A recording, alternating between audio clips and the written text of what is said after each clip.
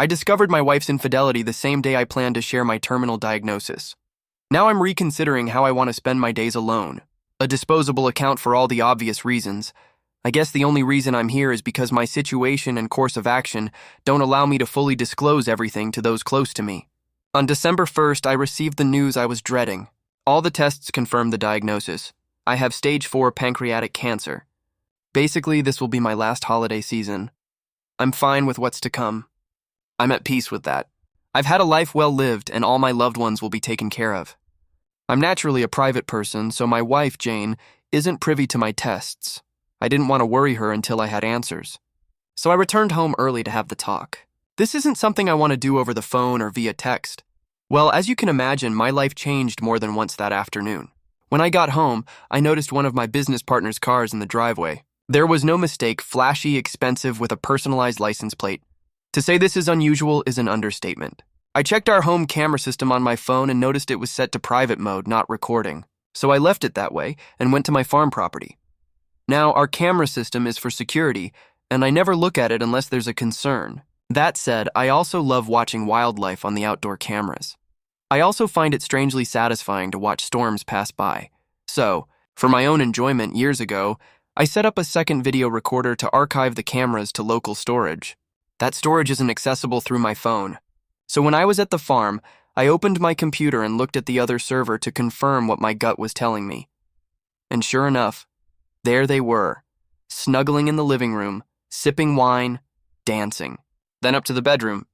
Apparently, they left the doors open because the microphone recorded their activities after they left the camera's view.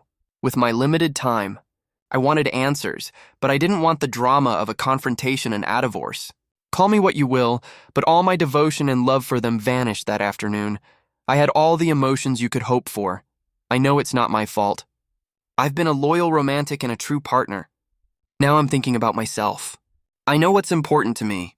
So I called my lawyer, and we reviewed my will and our prenuptial agreement. I told him what was going on.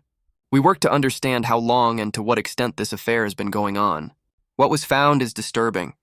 And I clearly didn't know the woman with whom I shared more than 2 decades of life, or something in her has changed at this point. I won't tell my children about another marriage. My wife and I never had children. I'll put on a brave face and get through the holidays. I'll give the children and grandchildren one last Christmas memory with me involved. I'll be the attentive father and grandfather, and then I'll try to play the attentive husband. Some background for some of the obvious questions. The lover is widowed and not remarried. He's a business partner, but not a friend. I don't invest with friends. I never married the mother of my twins, a boy and a girl. It was her choice. And I completely agree with her that at the time she made the right decision. The mother of my children, Sarah, married a wonderful man, Steve, when the children were 7. Sarah and Steve never had children of their own. I've been very involved with them before that. But it's when I began my journey to being the father I wanted to be. Sarah, Steve, and I are in our 60s. Jane, my current wife, is almost 60. Her lover is in her 50s. Jane and I are in our first marriage. We married in our 30s. Why do I need an outlet? I need to express my anger and talk about my situation. What better outlet than strangers on the internet? I'm at peace with how and when I'm with my children. Update 1. I so appreciate all your tremendous support. It has really been helpful. I've read all your comments and they've given me a lot to think about. To clarify, Sarah and I were very young when we had the twins. They were a surprise, but always wanted. So the twins are in their 40s, and the grandchildren are in their teens and older. Christmas is a week-long event every year. We spend Christmas through New Year's at the farm. We cut down a tree, decorate, cook, play, and celebrate as a family. Sarah and Steve have been part of this tradition since I bought the farm. I'm still adamant about not telling anyone until after New Year's. If I told Sarah, I wouldn't be able to keep it to myself, and I don't want to put Steve in the position of lying to his wife. I want the children and grandchildren to enjoy the week. We'll have plenty of time to grieve and prepare in a few weeks. Jane's presence this week will be just a small detail in the long run. I really don't care about her at all compared to the rest of the family. Now, finances are very interesting. Jane and I met and married after we were both very established in our jobs and wealth. She had a good job with a large pension and 2 inheritances in a trust. We agreed from the beginning not to disclose our total worth to each other, and we have a prenuptial agreement, in which any property or trust held before the marriage is not considered marital property. I provided both properties, housing with utilities, and I buy travel, food, and gas. Basically, I support her 100%. Her income and wealth are spent on herself, her car, clothes, personal travel, and cosmetic surgery. She is a very beautiful woman on the outside, but she has proven to be very ugly on the inside. A few days after receiving my diagnosis, I announced my retirement from the nonprofit. Now, knowing what I know, I noticed Jane was a little uncomfortable. Tomorrow is my last day of work, and I'll focus on spending time with my family. I gave the camera server information to my lawyer and gave him access from his office. So, I don't know if they had any activities again, but I would assume so. I don't care at this point. I know who I am and what my worth is. The lover is a big step back. As flashy as the lover is, I'm discreet. I drive a 15-year-old pickup truck and I like jeans, t-shirts, and overalls in the winter. Let it be known that the lover is nowhere near the wealth Jane thinks she is. Since the trust has invested in her business, I receive quarterly financial reports. I don't tell anyone how much I have. That stays between my accountants and me. But let's just say the trust has been growing for 30 years. I live a modest life, and there's enough for my great-grandchildren to enjoy the farm and have their education paid for. Once Jane knows what she lost, that will be her judgment. I just won't see him. December really got busy. We made our normal social rounds these last few weekends. The lover was a tone of the parties. It was hard not to keep track of Jane and him. I don't think they caught me being so busy and finishing everything at work. I had an easier time staying calm. Jane hasn't expressed anything that leads me to conclude that she knows. No, I'm not proud of this, but I still sleep in the same bed. I've been selfish with her lately. I feel like I'm using her. But apparently, she's been using me too, for at least most of this year. I'm not as honorable as many of you think. I hate this little bit of deception, so don't worry about Jane getting everything because she won't. The trust is in good hands. I have detailed instructions on how it should be managed. Thanks to the feedback, I've made plans in case my health worsens faster than I want, or if I pass away unexpectedly. I've also made plans for in-home care when necessary. Jane will not be my caregiver if I become incapacitated. The lawyer will tell Sarah, Steve, and the children. Jane will be barred from me. All important papers, valuables, and so on have been moved to a secure location. Finally, I've also started letters to each family member and to Jane. They've been harder than I thought. So I wanted to update everyone before all the festivities begin. I may check in during the holiday week, but if I don't, it's planned and expected. Again, thanks to everyone. Update 2. We had a great drama-free holiday week, and I've made it to 2023. I apologize in advance if I find humor in my situation. It helps me cope. Currently, I'm being a bit selfish. Everyone dispersed yesterday afternoon, and I only have a few updates because I won't be talking about my week with my family. That's for me to treasure. Observations about my wife this week. Honestly, I think this is the first time she's ever been out. Being with all of us all week seems to have taken its toll on her. It's funny how when you know something, a person's actions make more sense. She was secretive with her phone and stepped away from our family gathering to get some air several times. The best part was when I needed to go to town, and one of the grandchildren also wanted to go to town. The acrobatics she pulled to avoid taking the grandson. I'll admit I played with it a bit, asking her why not. So, the adventure continues now that I'm retired. She's asking me about my plans for the day or the week, so I tell her and then ask her what her plans are. Later this week, I'll suggest we meet for lunch since I'll be in the same area as her, just to tease her. I guess it was true. Someone said in another post that unpredictability is a cheater's worst enemy. This morning, I met with my lawyer.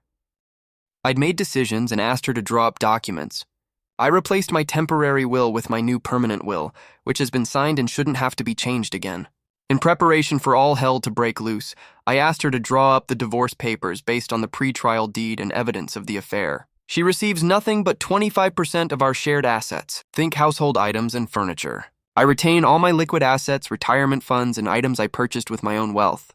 Also, if I push, she will be required to pay alimony. I've signed them and have a packet created with all the evidence of the affair. I'm keeping it in case she wants to use it. I sold my loan to the trust. I'll allow the trustees to convert it into shares in the lover's company. Speaking of the trust, I've decided how I want it to be handled. I'll be downgrading to a 1% trustee, and the twins will get the majority of the trust. The 4 grandchildren will fill out the remainder. All grandchildren's trustees will be Sarah and Steve. As each turns 24, the children's trust will pass from Sarah and Steve to the grandson. If there's a fraction left, Sarah gets the additional share. I've planned a meeting with the children, Sarah and Steve, for next week. I plan to tell them everything. Then they'll have to sign papers and want to know why I'm doing this. So when this is done, my personal value will be my liquid assets, personal property, and the lover's loan money. Worst case scenario, Jane will receive very little compared to the assets and value in the trust. In the next few weeks, I'll be mailing the few personal items I want to go to the children and grandchildren. Those are already in a secure location where my attorney has access. Some of you commented about my health. Well, in case it wasn't clear, I'm not fighting this. I'm letting nature take its course. So I have no negative side effects from any treatment. I noticed this week that I tire more easily, and the family noticed as well. I played it off like an old man getting older. I still have the cough. The cough was what started it all. It was the lung tumors that led to the whole diagnosis. I just said it was a persistent cough from a cold. I expect to deteriorate fairly quickly once other problems arise, but by then everyone will know. Thank you for all your well wishes on that front. I'm planning to spend time with the family. A big trip with all its different obligations would be difficult. That's why this week was so important to me. It was the last time I was able to be with all of them for an extended period of time. I'm thinking about taking a little trip for myself, we'll see. I plan to spend a day alone with each child and grandchild. That's my next goal. The letters aren't finished. Those are very difficult. I'll let you know how the meeting goes next week. Best to all of you. Update 3. I had my lawyer, a notary, and the twins, Sarah and Steve, at my farm today. The tasks I needed were completed. This process has gone as well as it could have. Understandably, the family is hurt and angry. When everyone arrived and saw my lawyer and the notary, the tension in the room was high. I asked them to simply sit and listen to me, and after they were finished, they should sign the papers. After signing the documents, I will answer all questions. Everyone is familiar with the trust. I explained that it was time for me to release control of the trust to them. I explained how important the trust was in my life because I started it outside of my marriage to Jane. By mutual decision. I also left instructions on how I wanted them to direct and use the trust. We explained that the trust would be divided between the twins and the grandchildren, with Sarah and Steve having equal proxy votes for the grandchildren until each turned 24. Their trust in me was evident because they signed the documents and had them notarized. After that, copies were compiled, and I dismissed my attorney and notary. I watched them leave and thanked them for coming on Sunday. Both were gracious as always. When I returned to the dining room, which served as a conference room, everyone was silent.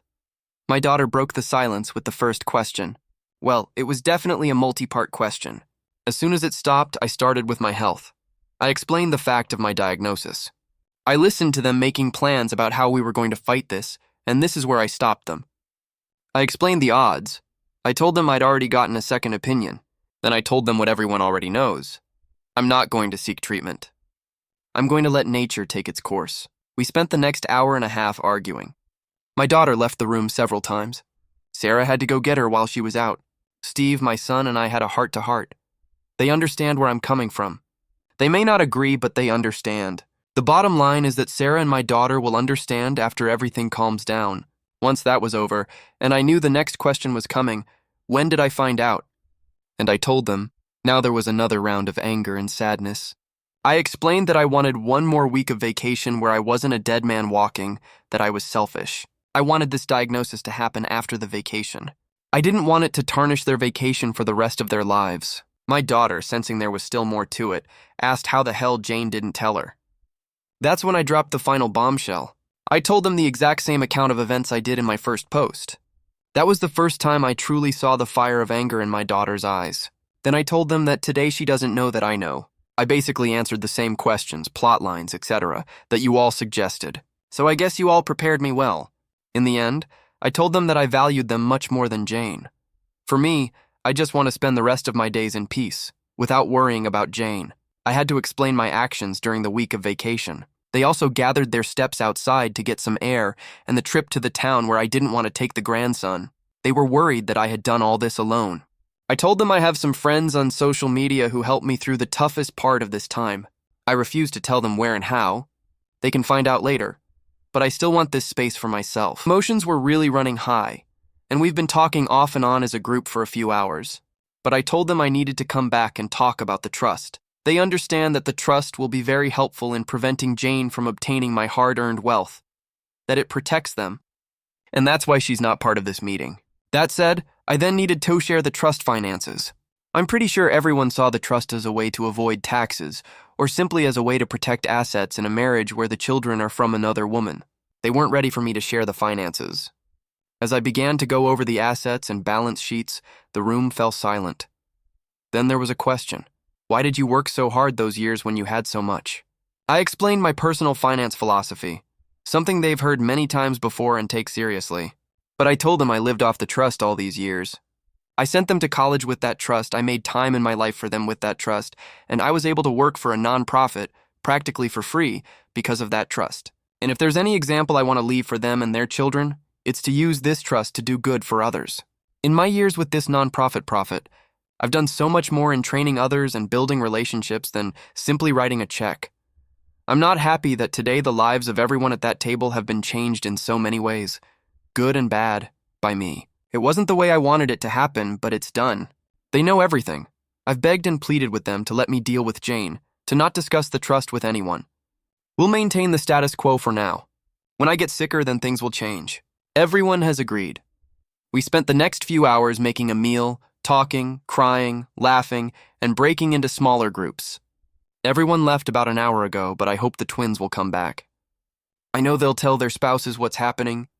That's who they are, and I love both of my sons-in-law very much. I knew last night was my last peaceful night. I feel a weight lifted, but replaced by another weight of worry. Thank you all for reading. Your thoughts and prayers are so precious to me.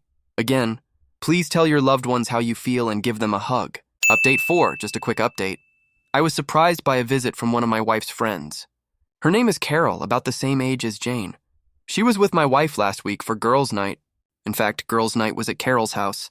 Last week, Jane came home very drunk. She used a ride-sharing service. Carol is an old friend of my wife's, and I guess after being married for over 2 decades, my wife has forgotten that I introduced her to Carol. Carol's parents were friends with my parents. Well, I guess my unpredictability has contributed to my wife's unstable state. Last week at girls' night, Jane reached a breaking point. She got so drunk that she confessed to Carol about her affair. Apparently, she kept talking even after Carol told her to stop. Carol became very angry with her while she was confessing.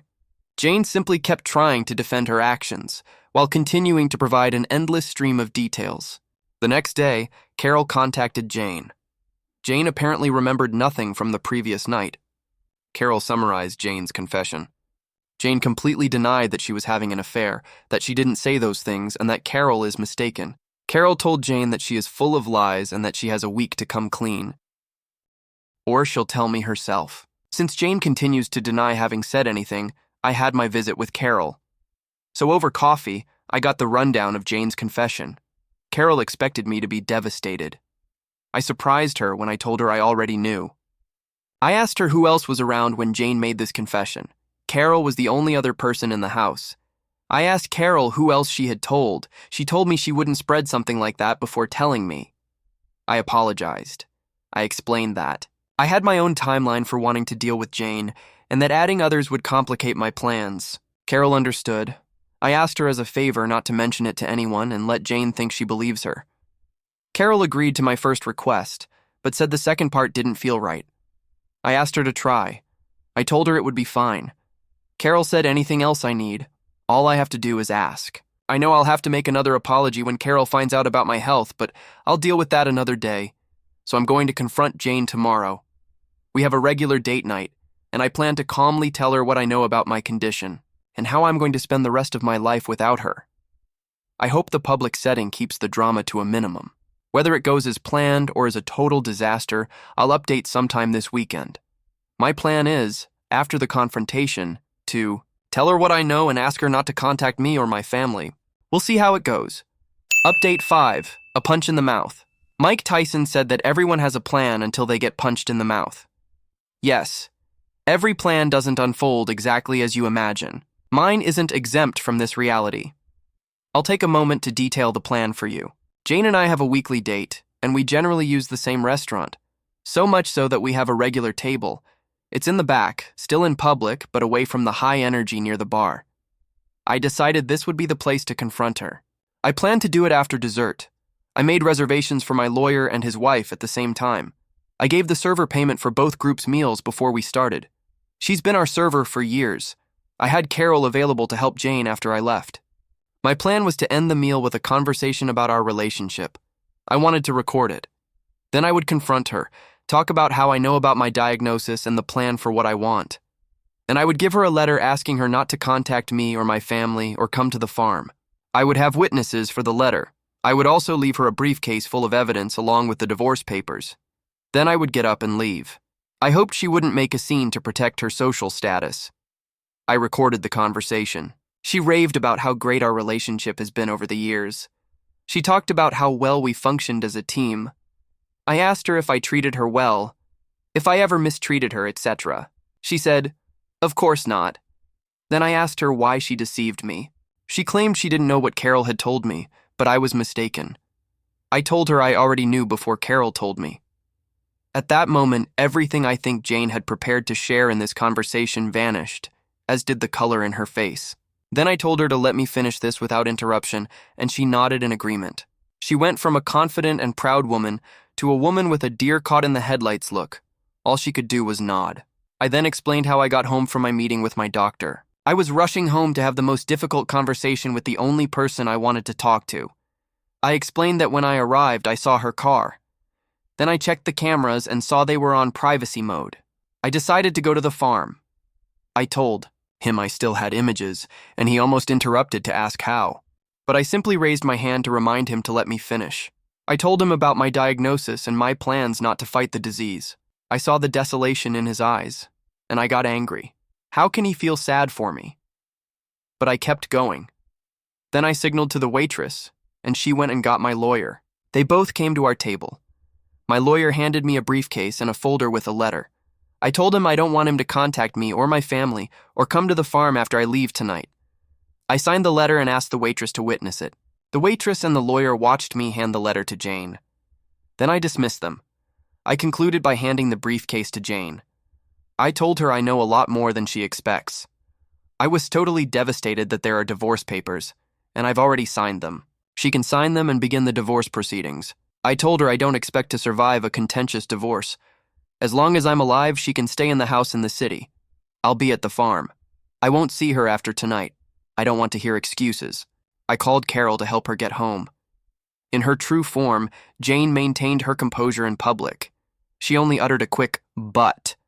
I just reminded her I was leaving and I'm done. I went to the waitress and gave her a generous tip. I found the owner and apologized for not letting him know ahead of time. As I leave, I see my son at the gate with Carol. Carol passes me with a quick smile and then a look of concern in her eyes for Jane. My son grabs my truck and drives me to the farm with his wife. They wanted to stay with me Friday night. Finally, I got them to leave at midnight. I fell asleep with a great sense of relief, but with a renewed sense of loss. At least I managed to accomplish the task I needed to do. The family came to the farm on Saturday to make sure I was okay. I felt a little spoiled, but it was a good day until Carol stopped by in the afternoon. She said Jane collapsed Friday night, but I guess she contacted her lover on Saturday after the conversation. Jane realized she was just being used by her lover and was feeling really bad. Carol made sure to tell me that Jane didn't ask her to contact me, but she feels that if she could just talk to Jane for a while, it might give her the strength to keep her out of my life. Carol knows how to make her demands. Reluctantly, I agreed to a 2-hour discussion at the farm with Jane. I would have someone there for me, and Jane could choose someone to be there for her. We will have a civil conversation. I will not accept blame, minimization, or shifting of blame. The purpose of the meeting will be for her to get answers about how to move forward. That meeting happened this morning. Jane chose Carol, I don't know why, maybe damage control, and I chose my daughter. I wanted to make it as comfortable as possible for Jane, just so I wouldn't have to repeat this again. I went into the meeting with a firm direction and goal of getting Jane out of my life. The meeting went as expected. Jane cried, apologized, and tried to minimize the affair. I wasn't willing to accept any of that. I explained that she'll have a place to live until my death, then the decision about the house will be in the hands of the trustees. I explained that she won't see anything from my estate or the trust, but she has her 6-figure pension and her trust, so she'll be fine. I need to vent about something she said. Why aren't you fighting for me or for us? I almost lost my patience with her, but I simply replied, I just don't care about you or us anymore. That destroyed her. I'm going to express my anger here. This is the mind of a selfish cheat. All they think about is themselves. Even after destroying someone, they expect us to have enough value in that person's eyes to fight for them. Forget that. It wasn't worth fighting for her against her desires or greed. Jane gets the answers she asked for, but in hindsight, she didn't want them. I don't want another meeting. I feel like continuing the meetings only distracts me from what I want to do. Carol and Jane leave, but Carol returns a couple of hours later, and she and I have a quick chat. Apparently, the lover received notice from the trustees that they're going to convert the loan into stock in his company, and since the trust will be the majority owner, they're requesting a full forensic audit. My daughter with her MVA isn't wasting any time. Well, I guess when Jane went to him for comfort, he realized what I already expected. He was using her to see if he could buy the loan from me. There were derogatory comments on the recordings that made him suspect I was up to something. Well, with the documents filed, the lover knew I sold the loan to the trust, and Jane was out of my life. Her usefulness to him has disappeared, and she let him know. Apparently, Jane also confided in Carol that her trust fund is depleted. She will only have the income from her pension. She saw life with her lover as more glamorous than with me. She truly thinks her net worth is greater than mine. She drives fancy cars, eats at high-end restaurants, and flies first class.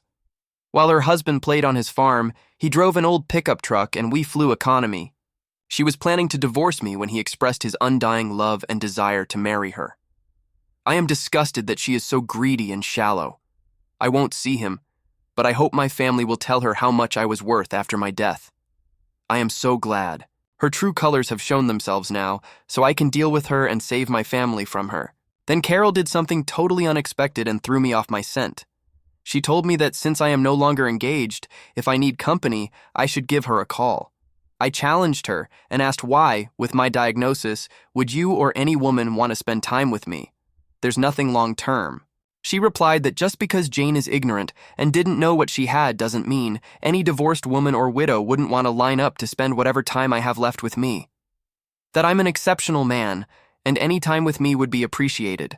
I'd have several women lining up, and she might very well be the first. I asked her, but most won't know that Jane and I are separated. She said Jane doesn't want social groups to know, but that she and Sarah will make sure their story gets out. I was polite and told him I'd let him know. He smiled and kissed me on the cheek.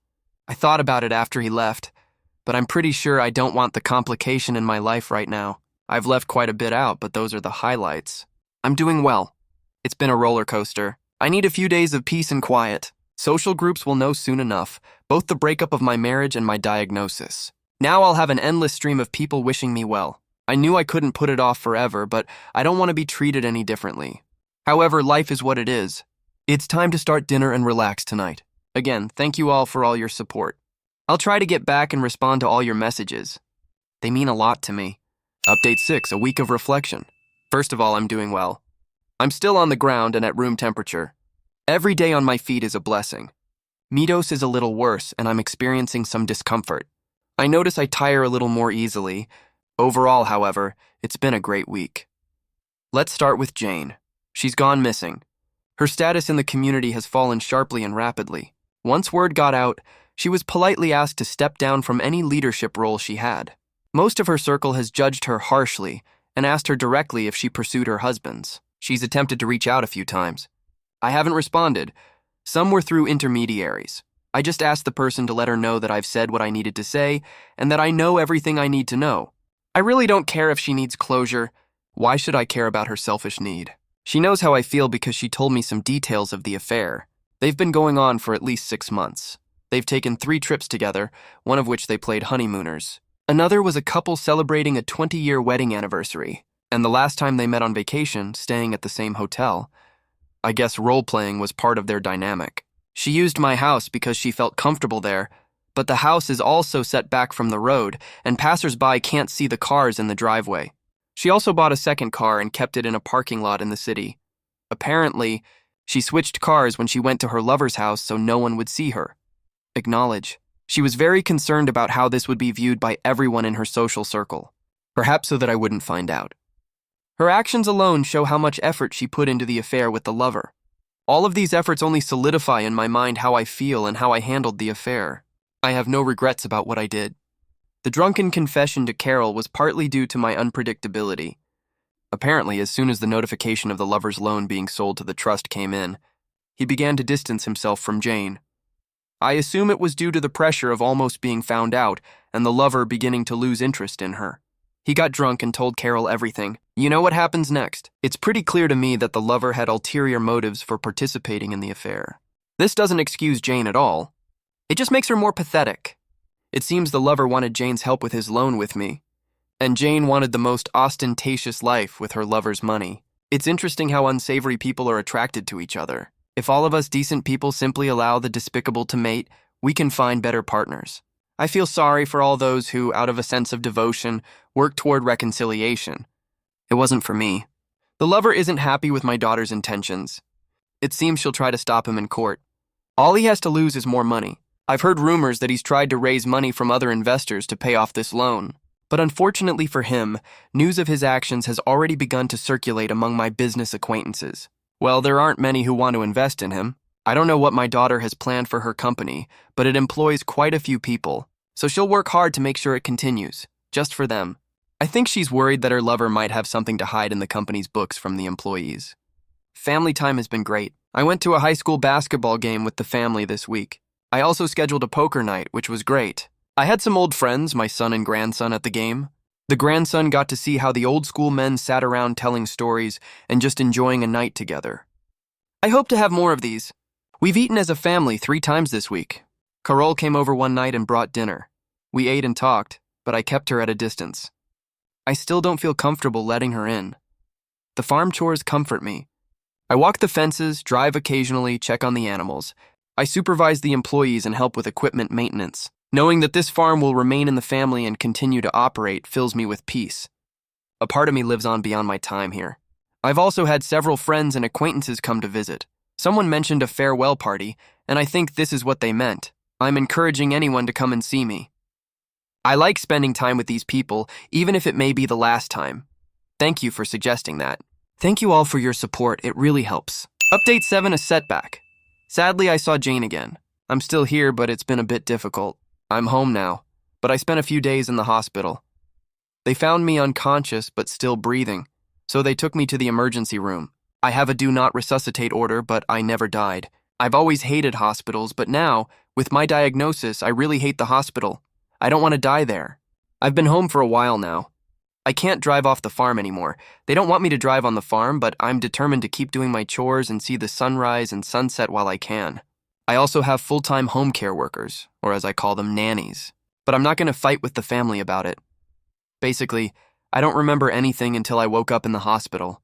Most of my family and Carol were in the room.